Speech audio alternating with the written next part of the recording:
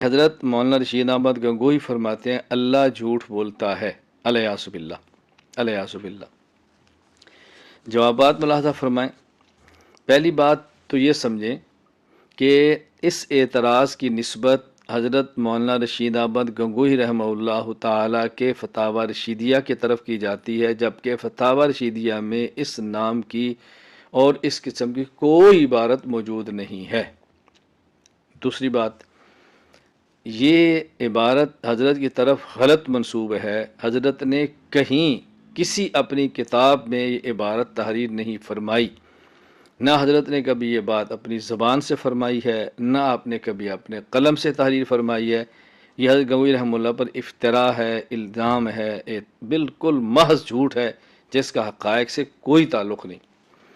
Number 3، خود حضرت مولانا گنگوہی رحمہ اللہ کا فتویٰ اس عبارت اور اس عقیدہ کے خلاف موجود ہے۔ آپ اٹھائیے فتاوی رشیدیہ صفحہ 90۔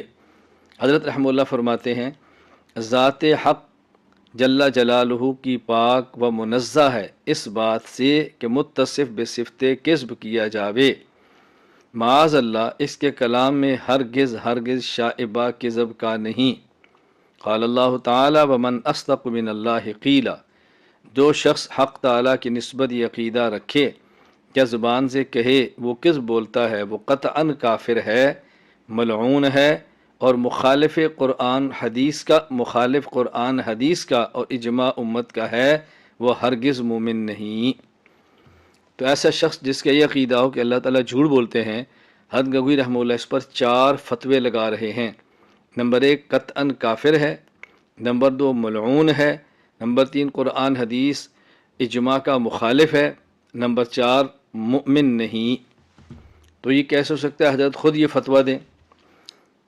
نمبر 4، چوتھی بات سمجھے، دیکھیں اصل مسئلہ اور ہے، نظریہ اور ہے، لوگوں نے عنوان اس کا غلط اختیار کیا ہے محض حضرت کی ذات اور علماء دیوبند کو بدنام کرنے کے لیے، حق کے راستے میں رکاوٹیں پیدا کرنے کے لیے، لیکن یہ راستے کی رکاوٹیں نہیں ہیں، یہ ختم ہو گئی ہیں، مزید ختم ہوتی رہیں گی۔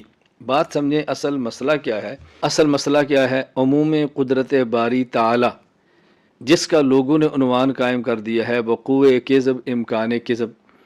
مسئلہ ہے عموم قدرت باری تعالی، اور عموم قدرت باری تعالی کا مطلب کہ جو اللہ تعالیٰ نے قرآن میں وعدہ کیا ہے اس وعدے کے خلاف کرنے پر قادر ہیں یا نہیں۔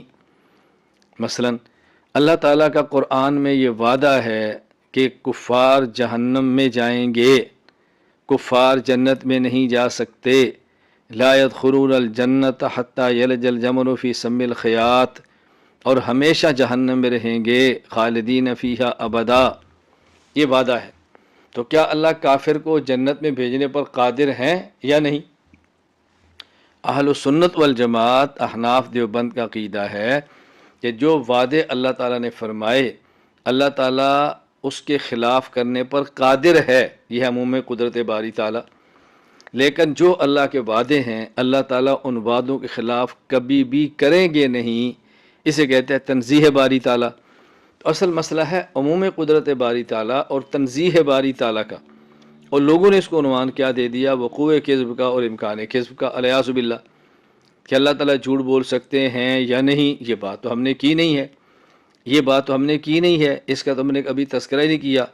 بالکل میں سمجھانے کے لیے مثال دیتا ہوں کہ جس طرح اچھی طرح بات سمجھیں کہ اللہ تعالیٰ لا مثال ہیں، لیس کمثلہ شیء ہیں، اللہ تعالیٰ مثال سے پاک ہیں۔ صرف سمجھانے کے لیے مثال دے رہا ہوں کہ بات سمجھ آئے، باقی یہ مت سمجھیں کہ اللہ تعالیٰ کی ذات کی مثال کیسے دے سکتے ہیں۔ سمجھانے کے لیے مثلا ایک شخص کے پاس ایک شخص آپ سے وعدہ کرتا ہے کہ میں آپ کو 10,000 دوں گا، تو کیا وہ 10,000 دینا چاہے تو دے بھی سکتا ہے یا نہیں؟ ایک بات۔ دوسری بات، وہ 10,000 دے گا یا نہیں، یہ 2 باتیں الگ ہیں۔ ایک ہے دے سکتا ہے یا نہیں، ایک ہے وہ دے گا یا نہیں، دونوں میں کتنا فرق ہے۔ ایک بندہ کہتا ہے میں آپ کو مار دوں گا، کیا وہ مار سکتا ہے یا نہیں، کیا وہ مار دے گا یا نہیں، 2 باتیں الگ ہو گئی نا۔ صرف سمجھانے کے لیے کہہ رہا ہوں۔ ایک یہ ہے کہ اللہ تعالیٰ کافر کو جہنم میں داخل کرے گا ہمیشہ، جنت میں داخل نہیں کرے گا۔ تو اللہ، ایک یہ بات۔ دوسری بات، کیا اللہ تعالیٰ کافر کو جنت میں داخل کر سکتا ہے یا نہیں؟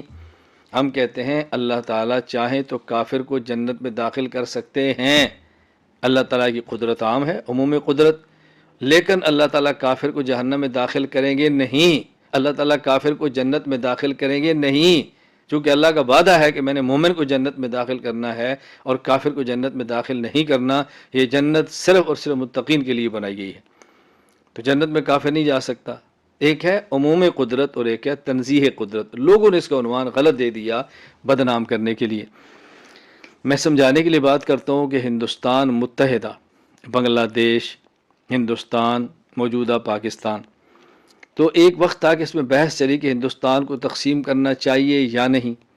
بعض کی رائے تھی کہ ہندوستان تقسیم ہونا چاہیے اور بعض کی رائے تھی کہ ہندوستان تقسیم نہیں ہونا چاہیے، اور عنوان قائم کر دیا گیا کہ جی فلاں فلاں دیوبندی علماء کہتے ہیں کہ پاکستان نہیں بننا چاہیے۔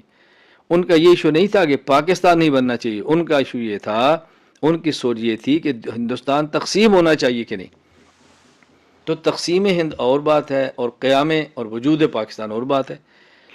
باوجود اس کے کہ دارالعلوم دیوبند سے وابستہ حضرت مولانا اشرف علی تھانوی رحمۃ اللہ علیہ، حضرت مفتی محمد شفیع صاحب رحمۃ اللہ علیہ، حضرت علامہ ظفر احمد عثمانی صاحب، حضرت مولانا شبیر احمد عثمانی صاحب رحمہ اللہ، بڑے بڑے حضرات تھے کہ جو تقسیم ہند کے قائل تھے۔